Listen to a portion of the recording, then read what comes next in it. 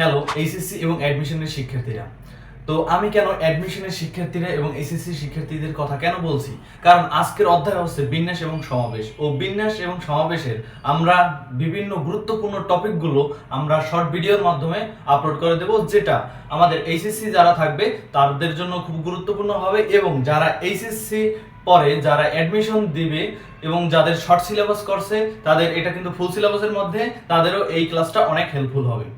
তো আর কালক্ষেপণ না করে আমরা চলে যাই আমাদের মূল ক্লাসে। তো মূল ক্লাসে যাওয়ার আগে আমরা বিন্যাস এইটা সম্পর্কে একটু জানবো, যে এনপিআর এই সূত্র সম্পর্কে একটু জানবো, তারপরে আমরা মেইন টপিকে চলে যাব। তো আমরা এইভাবেই ভিডিওগুলো করব, যে আজকে একটা টেকনিক ভিডিও 1, কালকে টেকনিক ভিডিও 2, তারপরে টেকনিক ভিডিও কত 3। তো এইভাবে আমরা শর্টভাবে প্রত্যেকটা ভিডিওতে সবথেকে গুরুত্বপূর্ণ যে জিনিসগুলো আছে, যেগুলো অ্যাডমিশন এবং এইচএসসির জন্য গুরুত্বপূর্ণ, সেই জিনিসগুলো আমরা কি কমপ্লিট করে দেবো।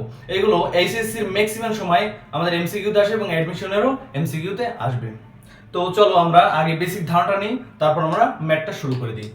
তো প্রথমত আমরা এখানে XYZ নামে তিনটা লিখে নিয়েছি, ধরো চলো।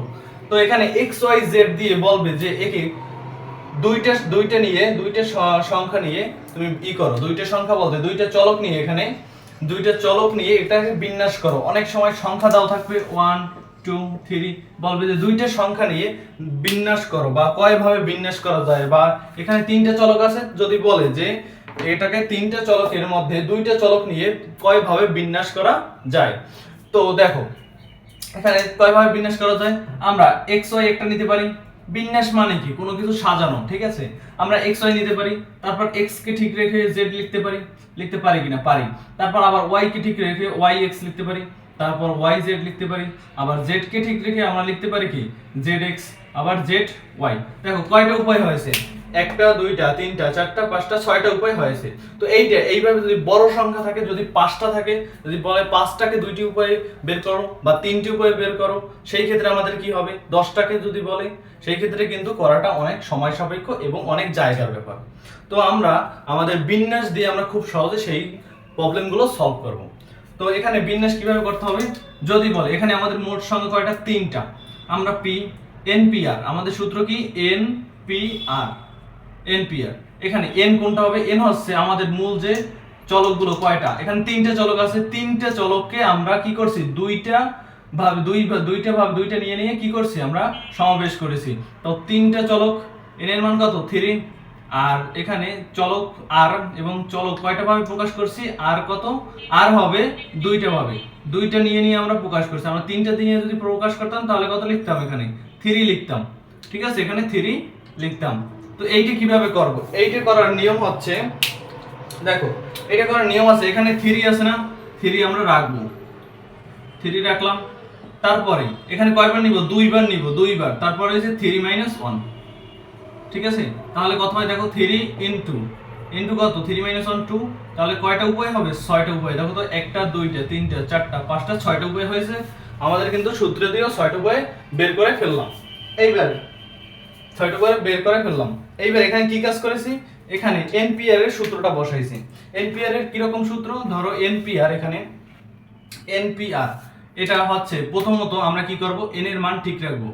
n এর মান ধরো এখানে 2 আছে, তাহলে কি রাখবো, n এর মান ঠিক রাখবো। তারপর এই আছে একটা শেষ, তারপরে n - 1, এভাবে -1 - 2, এভাবে দুইটা হইছে না, একটা দুইটা। যদি এখানে 3 থাকতো তাহলে কি হতো, n * n - 1 n - 2। এইভাবে কি হতো, 4 থাকলে 4টা হতো, মানে n - 1 n - 2 n - 3, এইভাবে কি আমরা আগাতাম, ঠিক আছে। তো এই হচ্ছে NPR এর সূত্র। যদি এখানে 5টা থাকতো, ধরো এখানে 5টা সংখ্যা আছে, 5টা সংখ্যা আছে, ধরলাম আমরা এখানে A আছে, B আছে, C আছে, D আছে এবং E আছে, 5টা আছে। 5টা নিয়ে বললো যে দুইটা করে এটাকে বিন্যাস, দুইটা করে এটাকে বিন্যাস করো। তো সেই ক্ষেত্রে আমরা যদি 5টা করে দুইটা করি, তাহলে A কে কনস্ট্যান্ট রেখে AB, AC, AD, AE, এইভাবে। আবার B কে রাখতে হবে, C কে, D কে, E কে, সেটা কি অনেক বড় হয়ে যাবে। তো আমরা সূত্রের সাহায্যে করি, সূত্রের সাহায্যে কি NPR, এখানে n কত 5টা, তার মানে 5p, আর মানে কয়টা উপায় বের করতে বলছে, 2টা উপায়, তার মানে 2টা উপায়।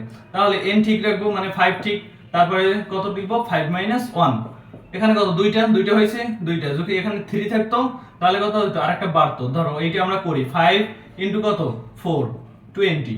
যদি এখানে তিনটে উপায় বের করতে বলতো যে তিনটা মানে দুইটা ঠিক রেখে আমরা পরেরটা করতাম, তাহলে সেই ক্ষেত্রে 5p3 হতো। তাহলে 5 কনস্ট্যান্ট থাকতো, তারপরে 5 - 1, তারপরে 5 - কত 2, তিনটে হয়েছে। তারপর এটাকে গুণ করে দিতাম 5 ইনটু 4 ইনটু কত 3 20 60 60। ঠিক আছে, বুঝতে পারছো? এই হচ্ছে আমাদের এনপিআর এর মানে সমাবেশের একদম বেসিক ধারণাটা।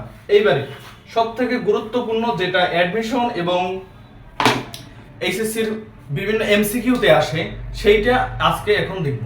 তো সেইটা কি একটু পড়ি, আমরা আগে বাংলা লেখাটা পড়ি। এখানে বলা আছে যে যদি n সংখ্যক জিনিসের মধ্যে, কি সংখ্যক n সংখ্যক এর মধ্যে p ও q, p এবং q কি একই জিনিস থাকে তবে তাদের মোট বিন্যাস হবে n ভেক্টর কোনটা, এই যেটা মেইন থাকবে, তারপর কমন মানে যেটা মানে কি হয় যেটা জিনিসের মধ্যে p ও q কি একই জিনিস যেটা থাকবে সেটা হচ্ছে p ভেক্টর এবং q ভেক্টর, এইভাবে লিখতে হবে। তো বাংলা লেখা আমরা অতটা ভালোভাবে বুঝিনি, আমরা এখন কি করব, আমরা একটা উদাহরণের মাধ্যমে খুব ভালোভাবে শিখবো। চলো এখানে একটা উদাহরণ নিচ্ছি, ম্যাথমেটিক্স শব্দটা বলবে যে ম্যাথমেটিক্স শব্দের বর্ণগুলো নিয়ে কতভাবে বিন্যাস করা যায়, এই রকমের প্রশ্ন আসবে।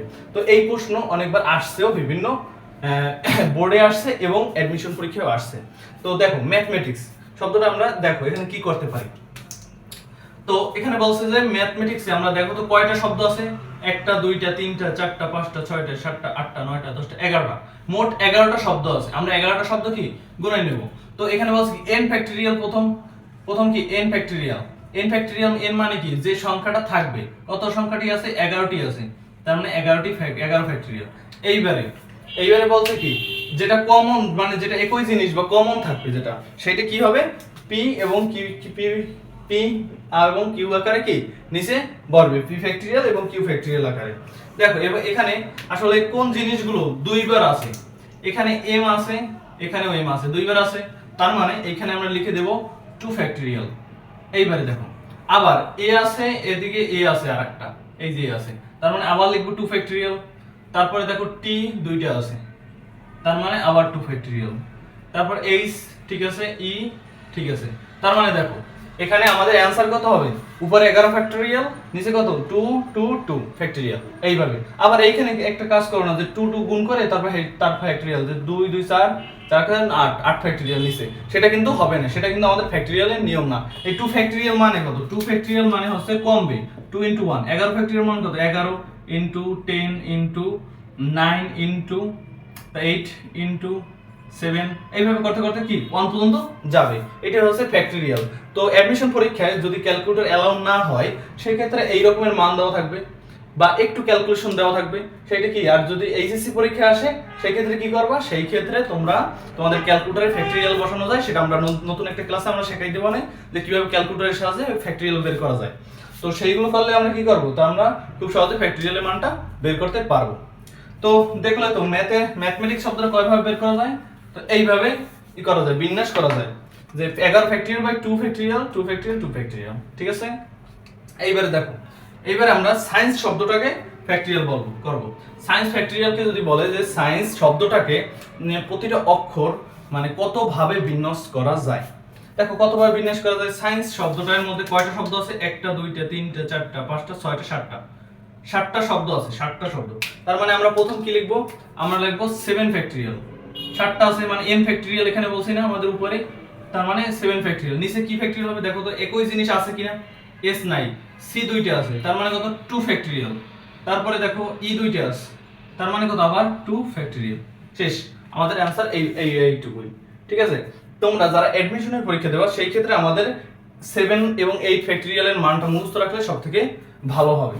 তো এইবার দেখো চট্টগ্রাম এটা কিন্তু সিইউতে আসছে, এইটা কোথায় আসছে, সিইউতে আসছে, এবং এগুলোও কিন্তু আসছে প্রত্যেকটাই, এইটা আসছে সিইউতে, সিইউ মানে চট্টগ্রাম বিশ্ববিদ্যালয় আসছে। এইবারে এটা কিন্তু প্রতিটা বোর্ড পরীক্ষার এমসিকিউতে খুবই গুরুত্বপূর্ণ এবং আসে। দেখো এবার চট্টগ্রামটা আমরা যদি করি, চট্টগ্রামে এখানে দেখো কয়টা শব্দ আছে, তোমরা একটু ট্রাই করো, এখানে কয়টা শব্দ আছে, একটা তিনটা 5টা 6 7 8 9 10টা শব্দ আছে। 10টা শব্দ মানে কি 10 ফ্যাক্টরিয়াল, তারপরে কয়টা কমন জিনিস আছে মানে একই জিনিস আছে কয়টা, সেই অনুযায়ী আমরা কি ফ্যাক্টরিয়াল নিচে দেব। দেখো এখানে 10টা আছে, তার মানে উপরে কত n ফ্যাক্টরিয়াল মানে কত 10 ফ্যাক্টরিয়াল, এখানে হবে 10 ফ্যাক্টরিয়াল। এবার দেখো c কি আর আছে নাই, h আর নাই, a আছে দুইটা জায়গায় a আছে, তার মানে কত 2 ফ্যাক্টরিয়াল। তারপর t আছে দুইটা, আবার 2 ফ্যাক্টরিয়াল। ও নাই, g আর m নাই, আর নাই। ঠিক আছে, এই হচ্ছে আমাদের ফ্যাক্টরিয়ালের ধারণা। তো আজকে আমরা গুরুত্বপূর্ণ একটা ফ্যাক্টরিয়াল এর যে ধারণাটা সেটা শিখলাম এবং বেসিক ধারণাটাও শিখলাম।